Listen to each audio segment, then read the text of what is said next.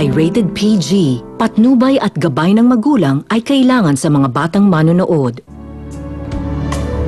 Wala niya talaga yung Natalia yun, Giselle. Lahat ginagawa niya para maharang ang plano natin. Hindi na ako papayag na saktan pa kayo ni Ma'am Natalia. Lalaban tayo. Galing ako sa klinik niya kanina. Hindi ko inaasahan na si Natalia mismo nagsabi sa akin na nagkabalikan na sila. Pinaiimbestigahan ko na si Giorgio. Yung mga illegal na ginagawa niya sa ospital. Itinabi ko yung baril na binigay ng mama mo nang binigyan ng TPO si Giorgio. So yan na.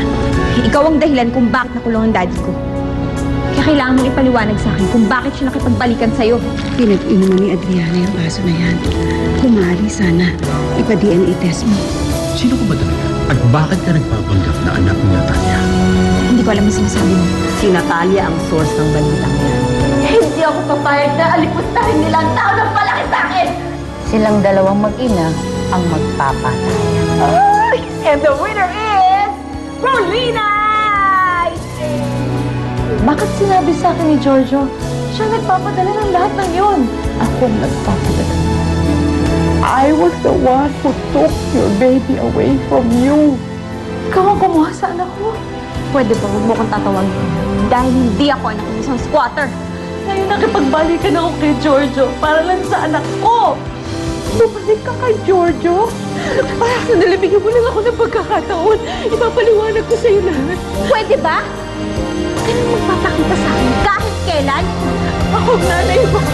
Adriana, tiniis ko lahat ng pagpapahirap mo sa akin. Hindi ko alam kung paano kita mapapatawad. Tawarin mo ako. Anak!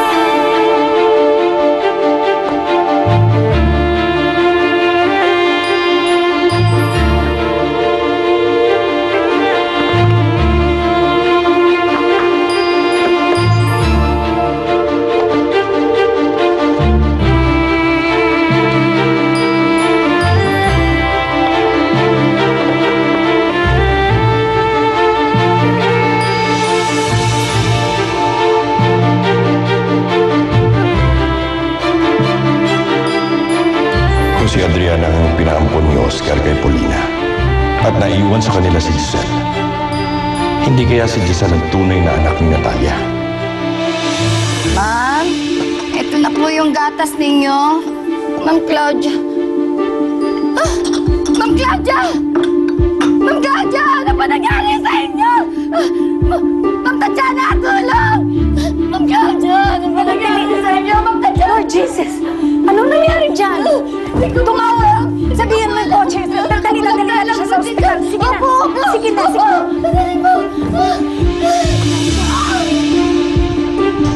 Tito Giorgio. Adriana, bakit ka nagbalik dito? Bumalik lang ako dito dahil nagbabaka sakali akong babalik dito ang mami. Gusto ko siya makausap. Eh kaya Tito Giorgio, anong ginagawa niya rito? At bakit niyo pinapakilaman ang mga gamit ng mami?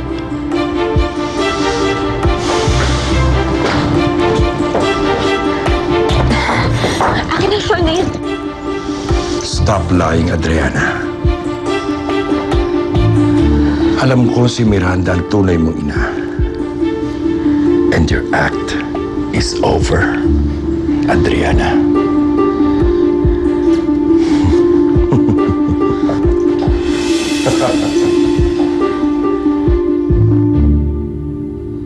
Hello, Manolo. Manolo, Tatiana, ano kailangan mo? yung mahal mong asawa mukhang matutuluyan na. Ha? Ayan, nag-collapse na naman. At saka ata mukhang totoo, hindi ata umaarte. Kaya ano, pumunta ka na dito sa ospital. Ngayon din, ngayon na. Ha?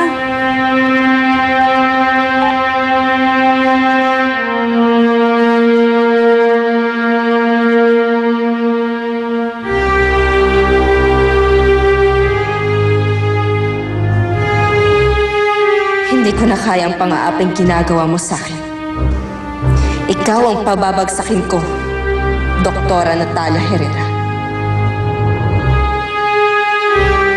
All this time, alam pala ng mama na buhay ang anak ko.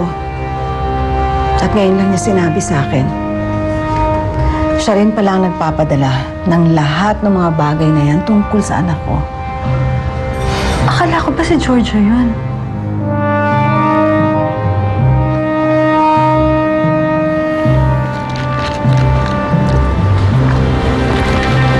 Calvin. Dad. Kanino ang shawl na to?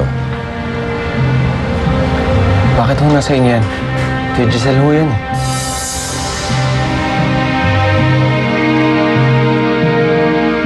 Si Giselle nga ang anak ni Natalia at Carla. Nagsinungaling sa akin si Giorgio. At pati na rin ang mama, nagsinungaling. Paanong nagawa sa'yo ng mama na itago ang lahat ng ganun katagal? Hindi ko alam. Napakahabang panahon na pinagkait niya sa akin na makasama ko yung tunay kong anak.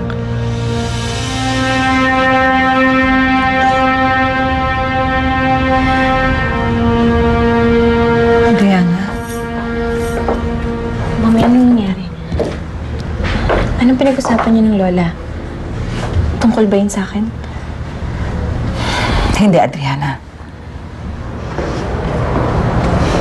Giselle? Kamusta ka na? Ang ganda-ganda mo naman ngayon. Tina,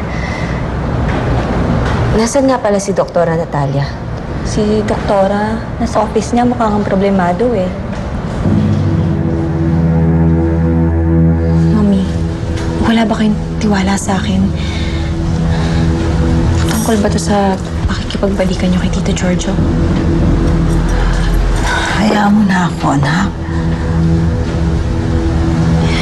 Mami, bakit niyo nagawa yun kay Daddy? Hindi mo ako naiintindihan. Ginawa ko yan para... Para ano? Para saktan ng Daddy? Mami, hindi na kayo naawa kay Daddy eh. Nakulong siya dahil sa pagtatanggol sa inyo. Tapos ganito lang yung gaganti niyo sa kanya?